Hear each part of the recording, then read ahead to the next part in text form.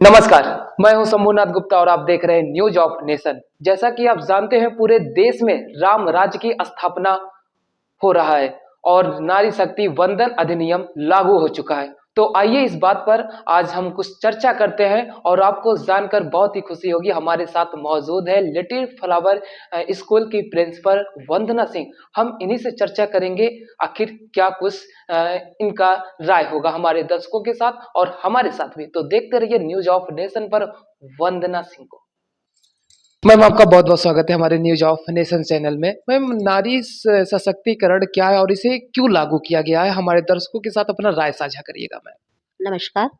नारी सशक्तिकरण, नारी सशक्तिकरण मीन्स जैसे कि नाम से ही जाहिर होता है, स मतलब कि सहित, और शक्ति यानी कि नारी की शक्ति, शक्ति सहित नारी, यानी कि जो चीज होती है नारी शक्ति सहित, यानी कि जो हमारा समाज है जिसमें महिलाएं हमेशा पीछे रही हुई हैं, और अब जैसे कि समाज जागरूक हो गया है, तो इस समय ये है कि महिला सशक्तिकरण की, महिलाओं को समाज में जितना ही बढ़िया स्थान मिले, उनकी भूमिका अच्छी बनी रहे समाज में, उनको इतना हम लोग वो करें कि कोई भी ये सशक्तिकरण जो लागू हुआ है, इससे महिलाओं को बल मिलेगा, उनको शक्ति मिलेगी, जिससे कि वो हर क्षेत्र में अपना योगदान दे सकेंगी। क्या इस बात पे आप सहमत हैं जो ये लागू किया गया है? बिल्कुल, क्यों नहीं सहमत होंगे? क्योंकि महिला सशक्तिकरण की नीति जो है, ये इससे महिलाओं को बल मिलता है, और महिलाओं को बल मिलेगा और तभी हमारा जो समाज है वो मजबूत बनेगा। मैम, पहले जो सरकार थी और इस सरकार में इस सरकार ने ये नियम लागू किया है, तो इस सरकार को लेकर आप क्या कहना चाहेंगे? मैं भी जानना चाहता हूँ, आपका क्या राय होगा? देखिए, यहाँ पे मैं किसी सरकार की कोई वो उपेक्षा नहीं करती हूँ, लेकिन बात ये है कि जो मोदी सरकार है, इन्होंने नारियों के सशक्तिकरण पे बहुत बल दिया है। जो जैसे कि इन्होंने अभी 21 सितंबर 2023 में नारी सशक्तिकरण वंदन अधिनियम लागू किया। इससे जगह जगह की, क्षेत्र क्षेत्र की महिलाओं को बहुत ज़्यादा बल मिला है, और मतलब लोग इकट्ठा हो करके समूहों में और उस योजनाओं पे काम भी कर रहे हैं, यानी कि इस पूरे समाज में इस लोकतंत्र की स्थापना हो रही है। लोकतंत्र के साथ साथ नारियों की शक्ति को बल मिल रहा है। अच्छा मैम, मैं एक बात और मैं जानना चाहता हूँ, जो ये नारी शक्ति अधिनियम लागू किया गया है, क्या इसमें महिलाएं गलत भी तो कर सकती हैं? मतलब जो पावर मिला है उसका दुरुपयोग तो कर सकती हैं। इस पर क्या, अगर ये ऐसा करती हैं तो आप क्या उनको मैसेज देंगे अपने माध्यम से? देखिए, कोई भी पावर जब मिलती है, किसी को भी मिलती है, तो जाहिर सी बात है कहीं कहीं मिसयूज होता है, लेकिन इस मामले में मैं कहूंगी कि ठीक है, अगर पावर मिला है तो मैं उन महिलाओं से कहूंगी कि अगर पावर मिला है तो उसका सही उपयोग करें, ना कि उसका मिसयूज करें। जैसे कि समाज में तरह तरह की भ्रांतियां भी फैली हुई हैं कि हाँ, ये पावर मिल गया है तो जो पुरुष समाज है वो हीन होता जा रहा है, ऐसा कुछ भी नहीं है। हाँ, इससे नारियों को बल जरूर मिला है कि उसका कोई गलत दुरुपयोग नहीं कर सकेगा। जो आजकल हर जगह देख रहे हैं, समाज में कितनी कुरीतियां फैली हुई हैं दहेज को लेकर, या ये जो बलात्कार हो रहे हैं, आए दिन बलात्कार के केसेस हो रहे हैं। तो मैं ये कहना चाहूंगी कि अगर आपको कोई भी नियम मिला है तो उस नियम का दुरुपयोग ना करके सदुपयोग करें, और तभी ये नीति लागू होगी। मैम, एक सवाल मैं आपसे और करना चाहता हूँ, अभी को ख्याल आया हमारे मन में। देखा जा रहा है जो डबल इंजन की सरकार है, ज्यादातर महिलाओं के हित के लिए क्यों कार्य कर रही है? आखिर क्या, इस चीज को लेकर आप क्या सोचती हैं? देखिए, यहाँ हम लोकतंत्र की बात करेंगे, हम किसी सरकार की उपेक्षा नहीं कर रहे हैं, मैं बार-बार यही कह रही हूँ। क्योंकि ये सब चीज़ें हम अ, मतलब किसी उसमें नहीं पड़ना चाहते हैं। लेकिन फिर भी मैं ये कहूँगी कि हाँ, मोदी सरकार ने जितना भी नारियों के लिए काम किया है, वो सराहनीय रहा है। जैसे उन्होंने उज्ज्वला योजना से ही चालू किया। आज कितने करोड़ महिलाओं को जब ये गैस सिलेंडर मिले, उनकी आँखों की रोशनी जाते-जाते बची। सब कितना आज ये मोदी सरकार जो है, ये इतने दिनों से काम कर रही है, तो ज़रूर उसका प्रतिफल उन्हें मिल रहा है। भाई, सरकार जो हमारा जनतंत्र है, तो जनता कैसे चुनती है? जब उसे कुछ लाभ होगा तभी तो जनता चुनेगी, ज़ाहिर-सी बात है। तो महिलाओं के लिए भी काम किया है। आप देख रहे हैं चारों तरफ से भ्रष्टाचार, जब इन्होंने ये नोटबंदी की, बहुत लोगों ने उनका विरोध भी किया, लेकिन विरोध तो होते ही रहते हैं, विरोध होंगे।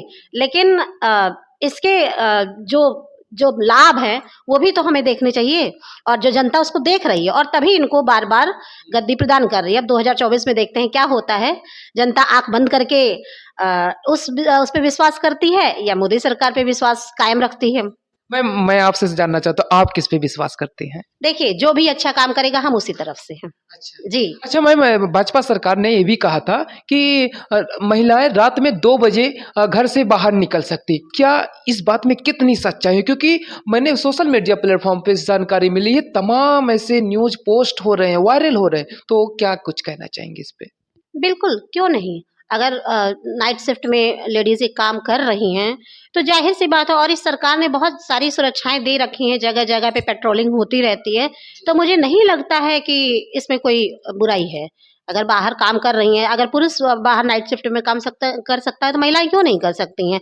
तभी तो हम सशक्तिकरण का मीन्स क्या है? यही तो है नारी सशक्तिकरण, कि हम डिफरेंसेस करते हैं। हमें डिफरेंसेस नहीं करने चाहिए। अगर पुरुष काम कर सकता है, तो महिलाएँ क्यों नहीं?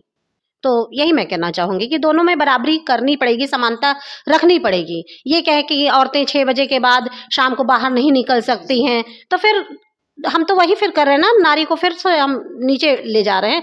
ऐसा नहीं है, दोनों समान हैं, और जहाँ आप इस क्षेत्र में, हर क्षेत्र में आप देखिए, हर जगह महिलाएँ कंधे से कंधा मिलाकर पुरुषों के साथ खड़ी हुई हैं। मैम, क्या आप इस सरकार में अपने आप को सुरक्षित महसूस कर रही हैं कि नहीं? बिल्कुल, बिल्कुल सुरक्षित महसूस कर रही हूँ। मैं कहीं भी आऊँ, कहीं भी जाऊँ, मुझे कभी कोई डर नहीं लगता। आप कैसे हैं ये डिपेंड करता है। आप सशक्त हैं, आप अगर आपके अंदर निर्भयता है, तो आप कहीं भी चाहे रात हो, चाहे दिन हो, कहीं भी जा सकते हैं, कोई दिक्कत नहीं है। हमको वो ये जानना है आपसे, क्या महिलाओं को ऊपर जो जुर्म होते हैं, इस नियम से लागू होने से क्या रुक सकता है जुर्म? देखिए, कोई भी चीज़ इतनी जल्दी खत्म नहीं हो जाती समाज से, कोई भी बुराई हो, जैसे दहेज प्रथा ही थी। क्या हम जब तक जागरूक हैं, तभी तक ये चीज़ें, बुराइयाँ हमसे दूर रहती हैं। लेकिन रही बात जुर्म की, ठीक है, महिलाएँ सशक्तिकरण हो गई, सशक्तिकरण मतलब उनके अंदर बल आ गया है, यो मैं कंधे से कंधा मिलाकर चल रही हैं। लेकिन कहीं न कहीं कुछ बहसी दरिंदे ऐसे होते हैं समाज में, जो कि अभी भी उनका, मैं ये नहीं कहती कि पूरी तरह से खत्म हो गई, लेकिन फिर भी जागरूक रहना बहुत ज़रूरी है महिलाओं के लिए। मैं बार-बार यही कहूँगी कि समाज कितना भी जागरूक क्यों ना हो जाए, लेकिन आप अपने अंदर वो स्ट्रेंथ रखिए, वो ताकत रखिए कि आप एक किसी भी उससे मुकाबला कर सकें, किसी भी बुराई से, किसी भी उससे जो सामाजिक बुराइयाँ व्याप्त हैं, उससे मुकाबला कर सकें। और रही बात बुराइयाँ एकदम जड़ से समाप्त हो जाएँ, जब तक एक-एक पुरुष प्रधान जो देश है, वो महिलाओं को समानता नहीं देता है, तब तक ये चीज़ें खत्म नहीं होंगी पूरी तरह से।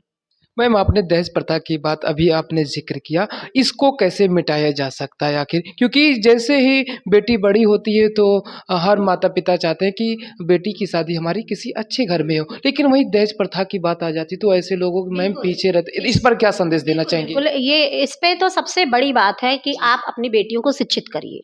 अगर बेटियाँ शिक्षित होंगी, जब कंधे से कंधा मिलाकर चलेंगी, तो दहेज की तो सवाल ही नहीं उठता है। सबसे बड़ी बात है कि अगर मैं हूँ, मान लीजिए इस एज में हूँ, अब मान लीजिए मेरी शादी नहीं हुई, अगर मैं अच्छे से रोज़गार में हूँ, तो कोई भी लड़का ऑफ़र देगा क शादी करने का, या क्यों हम वो माँ-बाप की चिंता क्या रहती है कि हमें दहेज देना पड़ेगा, इतना लड़की को पढ़ाएँगे नहीं, नहीं तो ज़्यादा दहेज देना। भई हम जब बराबर कंधे से कंधा मिला के चल रहे हैं, अर्निंग कर रहे हैं, तो हमें दहेज की क्या ज़रूरत है? हमें घर चलाने के लिए हमें किसी के सामने झुकने की ज़रूरत नहीं है ना। तो हम अपना परिवार अच्छे से चला सकते हैं, सब कुछ कर सकते हैं, तो हमें दहेज देने या हमारे माँ-बाप दहेज क्यों देंगे? और जिसको समझ में आए करे, नहीं तो बहुत सारे रिश्ते पड़े रहेंगे। ऐसा ये जागरूकता तभी आएगी जब आप शिक्षित हैं और पुरुष से कंधा मिलाकर समाज में खड़ी हैं, तभी ये हो सकता है। और मैं दूसरी चीज़ और भी कहना चाहूँगी कि जो पुरुष प्रधान है, जो आज का नवयुवक है, उसको भी उतना ही जागरूक रहना पड़ेगा। उसे भी जो दहेज लेते हैं उनके माँ-बाप या रिश्तेदार, उनका भी विरोध करना पड़ेगा, तभी ये चीज़ें ये जो दहेज प्रथा है, वो जड़ से खत्म हो पाएगी, अदरवाइज़ नहीं खत्म हो पाएगी। मैम, आपने बहुत अच्छी बात कही कि हर किसी को शिक्षित होना चाहिए, तभी इंसान कंधे से कंधा मिलाकर चल सकता है। ये ज़िक्र किया, हर इंसान को शिक्षित होना चाहिए, और जब शिक्षित होने के लिए एक आर्थिक वैल्यू होना चाहिए, बैकग्राउंड होना चाहिए इंसान का, तभी वो इंसान शिक्षा ग्रहण कर सकता है। तो ऐसे में वो पीछे पीछे रह जाता है, तो इस बात को लेकर आप क्या कहेंगे? देखिए, इसके लिए मैं एक ही सेंटेंस कहना चाहूँगी, where there is a will there is a way. जहाँ चाह वहाँ राह। अगर ये समस्याएँ सबके लाइफ में होती हैं, सब जगह होती हैं, लेकिन उन समस्याओं से लड़कर हम कुछ भी कर सकते हैं। तो हम ठीक है, आर्थिक समस्याएँ होती हैं, क्या एक मिडियम क्लास या लोअर क्लास बैकग्राउंड के बच्चे आगे नहीं आते हैं? वो उस कठिनाइयों से बढ़ के, और उनको अगर ज़रा से भी थोड़ी-सी सुविधा मिलती तो और आगे बढ़ते हैं समाज में। तो मैं यहाँ पे उसका वो नहीं करूँगी कि अ, कोई भी कठिनाई उनको दबा सकती है, नहीं। अगर आप चाहें तो कुछ भी कर सकते हैं। अब हमारा अगला सवाल ये, नारी शक्ति वंदन अधिनियम से हमारा लोकतंत्र कैसे मजबूत होगा? इस पर आपकी क्या प्रतिक्रिया होगी? देखिए, जो नारी शक्ति वंदन अधिनियम है, जो कि एक ये जो हमारी भाजपा सरकार है उसका बहुत बड़ा कदम है। ये जो 21 सितंबर को पूरी तरह से लागू हुआ, ये 2023 में, इसी साल। तो मैं ये कहूँगी कि ये हमारे लोकतंत्र, लोकतंत्र क्या है? जिसमें कि सभी को बोलने की आज़ादी हो, सब कुछ बराबरी हो सब चीज़ों की। तो अगर ये नारी शक्ति वंदन अधिनियम लागू हुआ है, तो ज़ाहिर-सी बात है कि नारियाँ पुरुष के साथ कंधे से कंधा मिलाकर चलेंगी, तो इसमें पुरुषों को भी तो बल मिलेगा। कहते हैं जब हमारे शंकर भगवान एक अर्धनारीश्वर कहे जाते हैं। अर्धनारीश्वर क्यों कहे जाते हैं? क्योंकि शक्ति का प्रतीक उनके आधा अंग है। तो इसको नेगेटिव ना लेते हुए इसे मैं ये कहूँगी पुरुष प्रधान से इसे पॉजिटिव वे में लेना चाहिए कि अगर नारियाँ हमारे साथ खड़ी हैं, तो उनको कोई ना दिक्कत होनी चाहिए, ना परेशानी होनी चाहिए, और इससे लोकतंत्र ज़रूर मजबूत बनेगा, ये मेरा पूर्ण विश्वास है। मैम, देश में 22 जनवरी को राम राज्य की स्थापना हो रही है। इस बात को लेकर आप क्या कहेंगे? देखिए, बहुत मैं खुश हूँ कि जो मसला इतने दिन से चला आ रहा है, वो आखिर में इस सरकार में सॉल्व हुआ। बहुत खुशी की बात है कि जिस राम मंदिर के लिए इतने विवाद हुए, मैं बहुत खुश हूँ। जैसे कि मैं बहुत आध्यात्मिक भी हूँ, स्पिरिचुअल हूँ, तो अगर एक मंदिर की स्थापना हो रही तो इसमें किसी को तकलीफ नहीं होगी, बल्कि खुशी ही होगी। तो मैं इस सरकार का धन्यवाद भी देना चाहूँगी अपने उसके वीडियो के माध्यम से, कि बहुत अच्छा काम हुआ है और एक बहुत अच्छा मैसेज गया है पूरे हिंदू समाज में। और बात हिंदू समाज की नहीं है, बात है एक धार्मिक प्रतीक की। जो भी कई कई जगह मैसेज फैलाए गए कि भगवान ही हैं और अपना वो नहीं कर सकते हैं, तो इस बात का ये कटाक्ष है कि नहीं, ईश्वर है तो सब कुछ संभव है, और मैं ईश्वर को बहुत मानती हूँ। और और यही ताकत है कि आज मैं आपके सामने हूँ। मैम, एक चीज़ और मैं जानना चाहता हूँ, हिंदू राष्ट्र घोषित होने की भी चर्चा हो रही है। इस पर आपकी क्या प्रतिक्रिया होगी? देखिए, इस पर मैं ज़्यादा वो नहीं करूँगी, क्योंकि हमारा संविधान जो है वो एक धर्मनिरपेक्ष राज्य है। तो हिंदू राष्ट्र घोषित हो, इस पे मैं कोई विचार सहमत नहीं हूँ इस बात पे। देखिए, ठीक है, हिंदू राष्ट्र होना चाहिए, लेकिन जब हमारे संविधान में ये लिखा है कि हमारा राज्य धर्मनिरपेक्ष होगा, तो हिंदू राष्ट्र के लिए कि ये सिर्फ़ हिंदुओं का राष्ट्र हो, मैं इस पे सहमत नहीं हूँ। अच्छा। जी, बिल्कुल। मैम, बातें तो बहुत हो गई आपसे। जाने से पहले जो नारी शक्ति अधिनियम है, बस्ती की जनता को और देशवासियों को और सरकार को क्या मैसेज देंगे? देखिए, सरकार को यही मैसेज दूँगी कि जो इन्होंने ये नारी शक्ति वंदन अधिनियम लागू किया, वो बहुत अच्छा कदम है और नारियों को एक सम्मान दिलाएगा। सम्मान तो हमेशा नारियों का होता रहा है, लेकिन कुछ वैसे ऐसे होते हैं जो कि वो आज भी पुरुष समाज को ही मानते हैं कि नहीं, मैं ही सबसे उच्च हूँ, ये जो गलत है। और जब आप मैं फिर वही कहूँगी कि जैसे जब शिव ने उस शक्ति को धारण किया है अर्धनारीश्वर बनकर, तो पूरे पुरुष समाज को भी ये करना चाहिए, नारियों के साथ कंधे से कंधा मिलाकर चलना चाहिए। इसमें कोई भी शर्म की बात नहीं है। अगर नारियाँ आपके साथ बाहर काम करेंगी तो इसमें कोई शर्म की बात नहीं है, बल्कि आपको अभिमान होना चाहिए, उस नारी पर गर्व होना चाहिए, और इससे हमारे समाज को एक बहुत बड़ी ताकत मिलेगी।